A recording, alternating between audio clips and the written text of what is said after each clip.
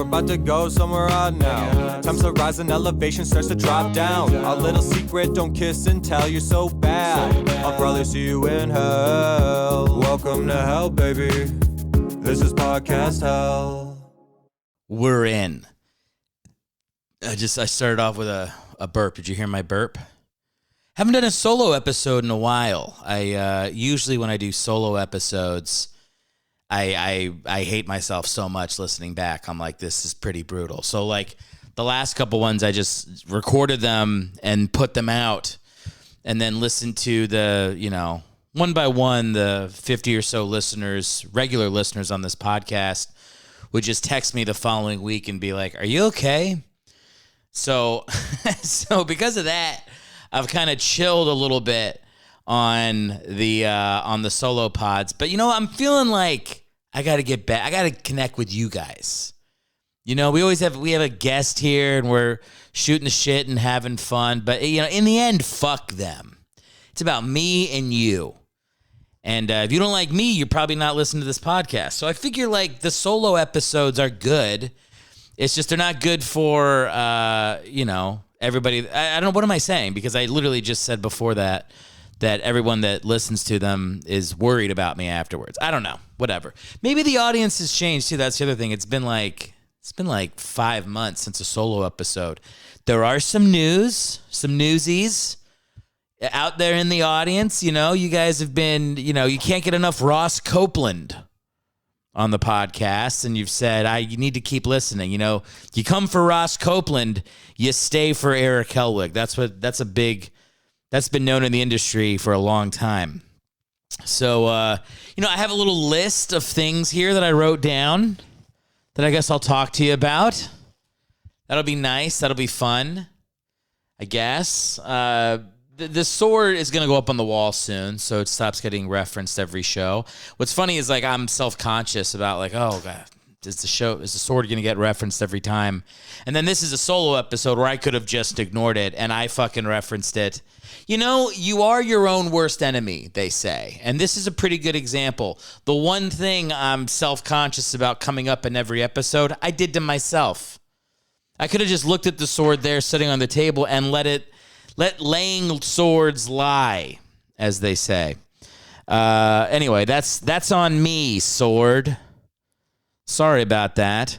Now, I know you guys, my fans out there, they know I'm probably pretty pumped on Aaron Rodgers being vice president.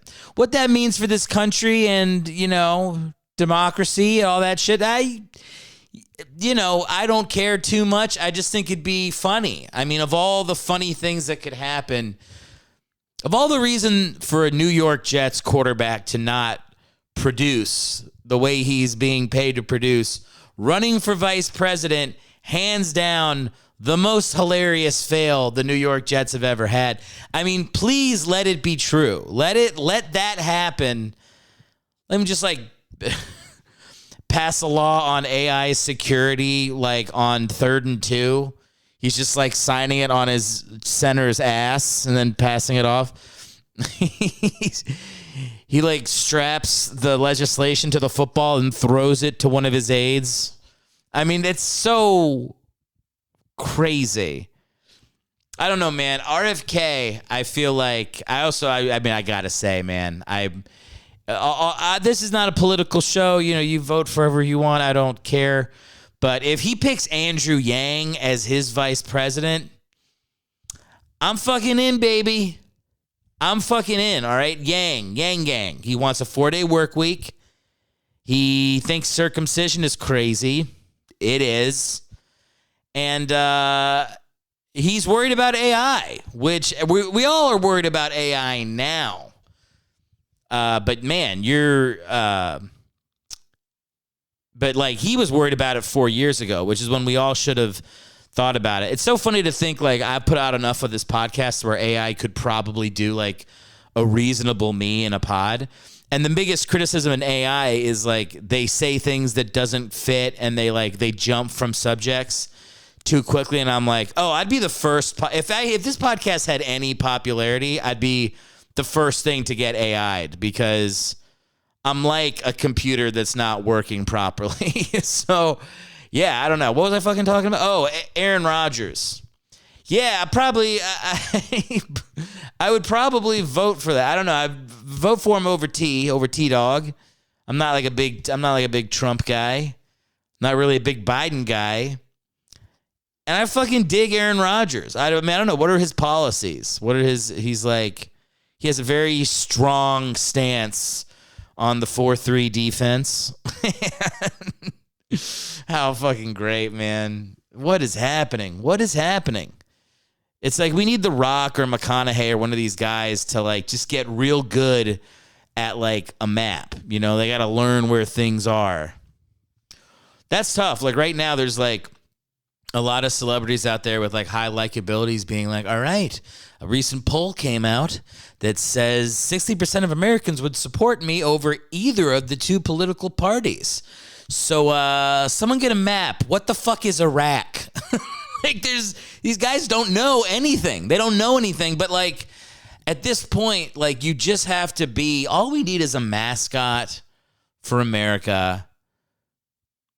Like that makes people happy and can make people get along better. Like we used, like the fucking Philly Phanatic. Honestly, if RFK would consider the Philly Phanatic, that would probably be the best move. I would definitely vote for that too. I got to say Philly Phanatic, I go, okay, like let's rank them. Okay, in all seriousness, like enough jokes. I'll go Yang Gang, Philly Phanatic, Aaron Rodgers. Those are my top 3 picks for RFK. If he wants my vote, it needs to be funny. Or I guess Yang Gang is like my one. Even Yang Gang, like I do think Andrew Yang has great ideas. I was like really into him in 2020, but if I'm honest, it's mostly because I would say Yang Gang a lot. That was actually the most important part of his candidacy to me, was getting to go Yang Gang at people until they wanted to blow their brains out. That was humorous, and I'd like to do that again.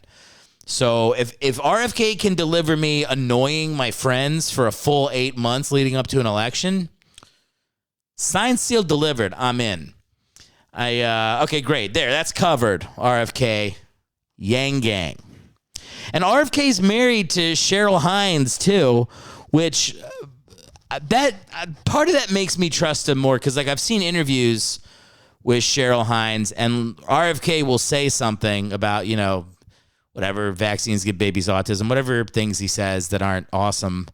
And Cheryl Hines would just be like, what did you just fucking say? Like, she gives him the look of like, I'm not going to suck your dick for a month if you keep up with that. Like, his wife doesn't support him running for president pretty openly. Like, she's not into it. She's not loving it. And to me, that makes I trust him more. Like, when you see politicians on the road and their wives are always like, he's such a strong... Real wives, even if they love their husband, a little piece of them hates them. And they're like, this dude fucking sucks. And you can tell that there's a piece of Cheryl Hines that thinks her husband sucks. And that's the mediating force you need, She's obviously like, he's an interesting guy, like, to try to pigeonhole politically. Like, he's got, like, some, like, stuff that fits more, like, towards the right. He's got some stuff that fits more towards the left. He's got a little something for everybody. But the fact that he's got a progressive wife makes it so that he will have to mediate his more conservative stuff to still get laid sometimes. Because that is what guys do, is we will say the thing that we believe immediately followed by a qualification so we can get laid. So that makes me trust. Like I said, when he says something dumb and his wife rolls her eyes, I'm like... This is the power couple I can get behind. That's real. That's real. Is the wife being like, fuck you for doing this, man. Like that, I can trust that. So I don't know. I think I might, I could. I mean, who knows? Maybe I won't vote at all. I usually, maybe I'll just let Liz vote for me. That might be, I just tell Liz kind of like how I'm generally feeling that day. I'll be like, I didn't eat breakfast. I'm in a bad mood. You know who I would vote for. And just let her fucking... cast it in. It's California, right? We can illegally vote here, so that would be great. I'm all about that. What do we got next? Eagles looking. Did I just say we can illegally vote in California? Is that going to get me banned, YouTube? I got banned on YouTube recently, by the way, for conspiracy. I've complained about it a bunch. Like, it's a fucking comedy podcast. You should feel free to just make fucking offhand jokes and not be like, oh, let me qualify that. I just want to make sure people know that I don't really think Lizzo killed JFK. There, even just that joke, people are going to be like, does he mean it? No, I don't mean it. But I would just land it. I'd be like, Lizzo did it. It was Lizzo on the grassy knoll. YouTube, it's a joke. It's a joke. Please. All right. Let's talk about the Birds, my boys. Oh, Birds crushing it in free agency. I still can't believe Saquon Barkley is on the Eagles. It feels like I'm going to have to watch the first game. They're in like fucking Brazil now as the NFL tries to become everything to everyone. They're going to be in Brazil, which is stupid. They're losing a home game to that. But Saquon's going to like walk onto the field. And I'm going to be like, oh, God, he's really there. Like that seems crazy. He's in my head as a giant guy, so it's going to take some time to get used to that. But I'm pumped on that, man. That tush push is going to be sick.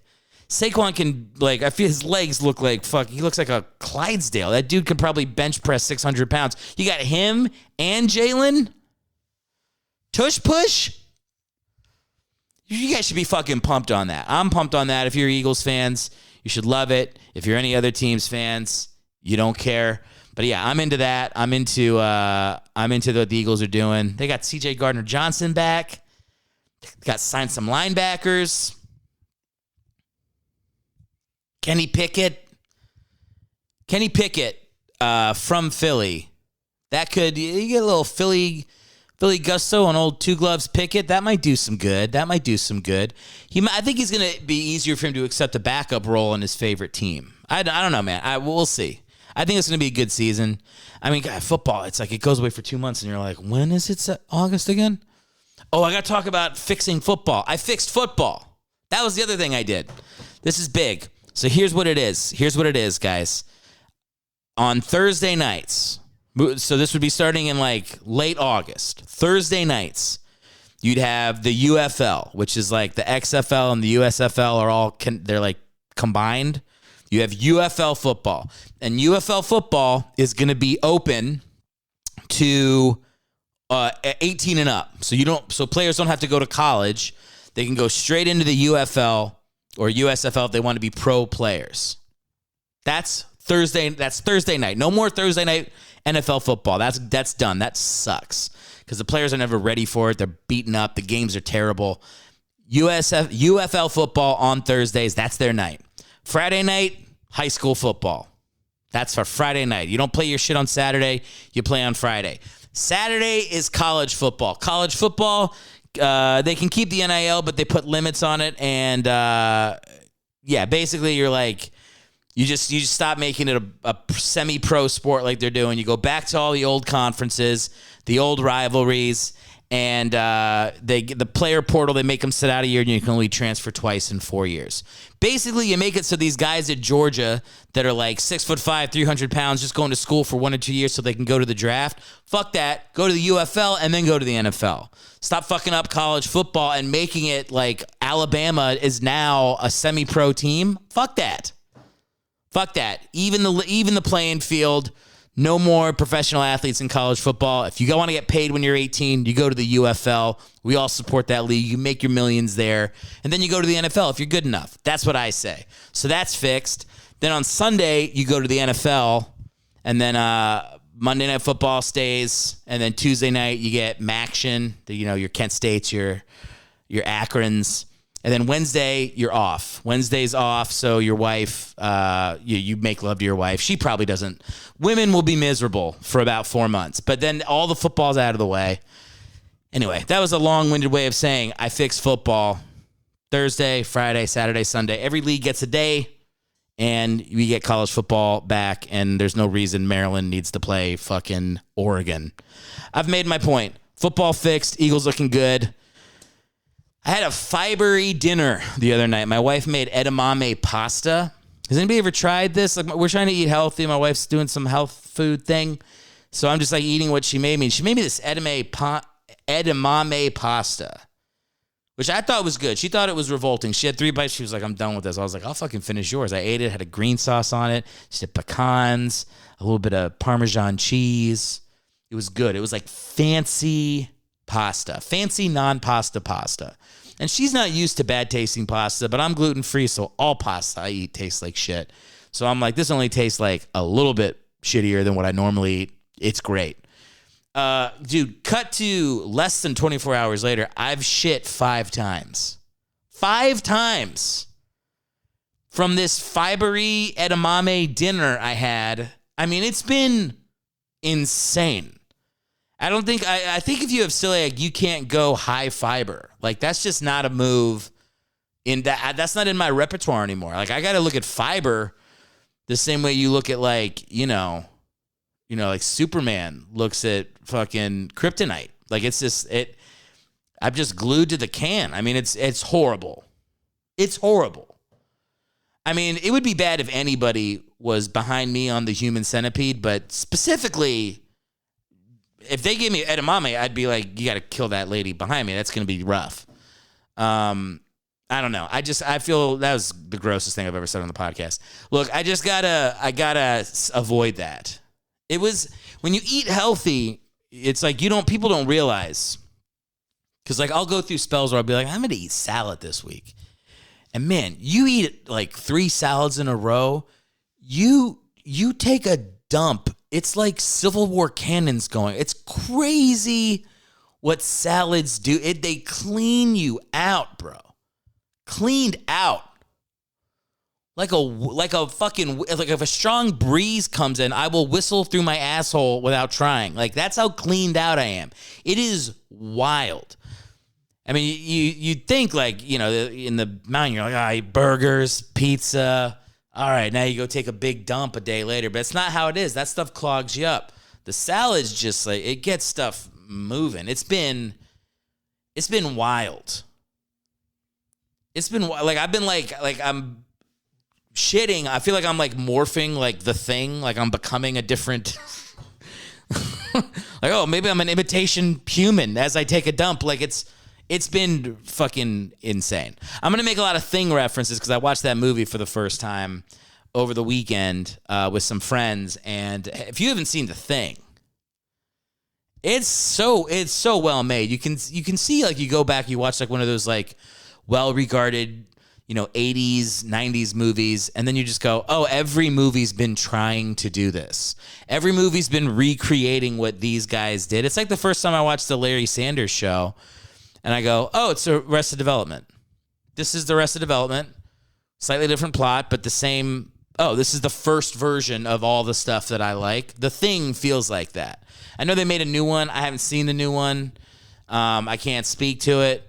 First one is like it's like a perfect movie. So get in there, check out The Thing. Tell them Eric sent you. The Thing, fiber dinner. What does this say? Dog piss? Why would I write dog piss as a thing to talk about? I don't know. I'll come back to that. Is TikTok getting banned? I'm okay with it because I'm getting a lot of followers on Clapper. So do your thing, U.S. government. I don't know how to feel about that because I'm kind of like, I am a free speech guy. I think people should have the right to make themselves morons on TikTok, which is exactly what they're doing. You know how China has like a completely different way of using TikTok? Like if you're under 8 years old or whatever, or 10 years old, you go on TikTok and it's all like science games and patriotic images. There's no like fucking Tide challenges in China. Like, they're not trying to make their kids dumb. They're trying to make them smart so they can kick our ass. But then in every other country, TikTok is for morons. And it's like people like constantly like self-diagnosing themselves with shit and just making people miserable and dumber and shorter attention spans. And it's like, as I'm doing this, I'm talking myself into banning it. I mean, it's clearly like, I guess if an American company buys it, it's better than if it's Chinese owned and they're just collecting that data. But it's still like, I don't know, man. I don't know if TikTok should stay. That's something that, like, I'd be interested to know what Aaron Rodgers thinks about it, because obviously I take all my cues from people that have weekly spots in the Pat McAfee show. So we'll see. I will say this though, Clapper, that's the TikTok knockoff American Hangover version or whatever.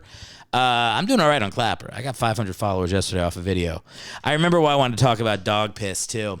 Dog piss was, I had to get piss from my dog for the vet to, see if he's sick. And he pissed on my hand. And then that's it. That's that whole story. Probably could have just skipped right on over dog piss. I do have some shows coming up. I should talk to you guys about that because this is something I'm excited for. I'm pumped. And I know I've been saying, like, I quit comedy. I'm done. You're going to pay me like it's a hobby. I'll get money on my real job. I know I've been saying all that shit on the podcast. But I have friends who run comedy clubs and book shows, so I book some shows. I've got 4 shows in New York that are coming up at the end of May. I've got 2 shows at the beginning of May in North Carolina at the Idiot Box Comedy Club. And I'm doing my friend's show. You know Meredith Hackman from the pod. She's got a show here in LA. I don't remember the date off the top of my head. I think it's April 11th.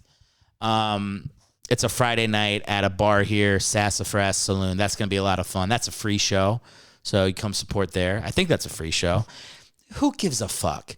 Just come. What is it, $10 you're going to turn away and go back home, you fucking loser? It's a show. Show up. I'm pretty sure it's free, and if it's not, I'll fucking pay for it. You little bitch.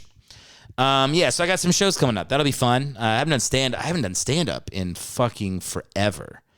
So I gotta I don't know what I gotta do. I was gonna say do mics, but fuck that. I gotta get on some shows that I care less about and warm up. So hit me up if you run a show in LA that blows. Hit me up if you run a show that's a waste of time. Hit me up if you run my old show in LA, because that's exactly what that was. That was a waste of time. I'm just kidding. I made some of the best friends of my life at Barely Making It LA, formerly known as Barely Making It LA. Now it's that show has been absorbed into the ether of past dead shows. I always think it'd be funny if the only thing that survives our civilization after we destroy ourselves is like a computer GIF or like an old flyer from one of my shitty shows, and the alien race that inhabits this country later builds a shrine to Barely Making It, and hosted by Rich Ruiz. Something like that would just be very funny to me. I obviously hope that in the event of an alien takeover that the Gettysburg Address is destroyed instantly and some shitty piece of art that I made last for eternity. That's what should happen. And speaking, this sucks, but I gotta do it. Jerry Foley, who passed away, unfortunately, a week ago, was the guy who got I sent my pilot into this festival, the North Fork TV Festival. This is 6 or 7 years ago, maybe longer than that. But I sent my pilot into this festival. I've been getting rejected from all this stuff. We made a pilot, me and my friend Chris Aurelio, and then the team that we assembled made a pilot for $7,000, which at the time was a lot of money for us, but that's nothing for a 30-minute show. And we made it, and I emailed it in at 2:00 in the morning after getting rejected from every other festival. And I got an email back from this guy 30 minutes later, so which means he got my email and watched the pilot right away and immediately emailed me back and was like, we already made all the selections for this festival, but I'm going to make an extra space for yours. That was Jerry Foley. This guy directed Letterman. He was a Letterman director for years, well known in the industry. And as soon as I Googled him, I was like, holy fuck, man, this is a legit guy. And Letterman had just ended then. It wasn't this guy was just coming off of running the most famous talk show of all time. He's running this festival. It's the biggest festival we applied to. And he saw something in my pilot that even I don't see sometimes when I watch it. He saw a lot of potential in it and put me in this festival, and it was cool. And I got to ride the ride a little bit, as they say in Hollywood, for at least a month or so with the heat we got off of it. And he was the coolest guy, man. Like, didn't need to be nice to me. Like, I had nothing to offer him back in the industry other than just being like a guy who made a thing. And he treated me the same as he treated famous people that were at the, like, he was just like a real guy. Like, he appreciated the work and what he did. So, you know, condolences to his family. It sucks. He died. He was not that old. He was like 68 from a skiing accident, which it just sucks. It bummed me out. Found out about it today, but I did want to say something. I know you guys probably don't know who Jerry Foley is, but throw on an old Letterman clip tonight or something and watch it and know that this guy was behind the camera making it happen. I did this one cool moment from when I was at the festival, because he was in it. He wasn't just like curating the stuff that went into the festival. He was like directing it. He's a director. It's what he was. And so we did this talk back after my thing aired. And it was me, my wife, and Chris Aurelio, the director and the co-writer. I was the writer and I was the main actor in it. And we're on stage and we're like just fielding questions about the pilot. You know, that little talk back. It's a little pretentious, but, you know, it's still fucking cool. And I guess we went over because, like, at one point I, like, looked down by the stage and I see Jerry's face. Like, with his eyes are huge, his white hair, and he's going, wrap it. Like, he's mouthing, wrap it up. And I guess the host wasn't paying attention, so it was like he was kind of saying it to me. And what I thought in that moment was like, how many times has like fucking Letterman been interviewing Obama and looked over and seen the same face that I was seeing, like just Foley screaming at him, not making words, but making the face, shut the fuck up and go to commercial. So it's just so cool. Like in that moment, I was like, oh, wow, this is a real Hollywood moment. To be getting yelled at by a great director to shut the fuck up and get off stage made me so happy. So anyway, I don't know. I wanted to share that story. Great guy. You know, there's way more famous people sharing stories about him. But anyway, rest in peace, man. I have more stuff I was going to talk about, but it feels weird to do anything other than just end it after I do that. This is a short pod. We're going to have a guest on next week, so I'm not going to be doing too many more of these solos. I feel like I could keep rolling, but I'm not going to. But like I said, thank you guys for watching. I always appreciate the support. If you do like this podcast, tell a friend. Oh, I spit while I was talking. I don't know when that happened, but maybe you caught it on the camera there. But yeah, tell a friend about the show. That's the best way to, you know, make it happen. If you want to help me out. If you don't want to help me out, then why did you listen this long? I don't know. That's on you. If you're listening now and you hate it, I think you might like it. I'm sorry to tell you. I think you might be a fan and you don't realize. So anyway, I'll see you next week. Thanks. Talk to you later.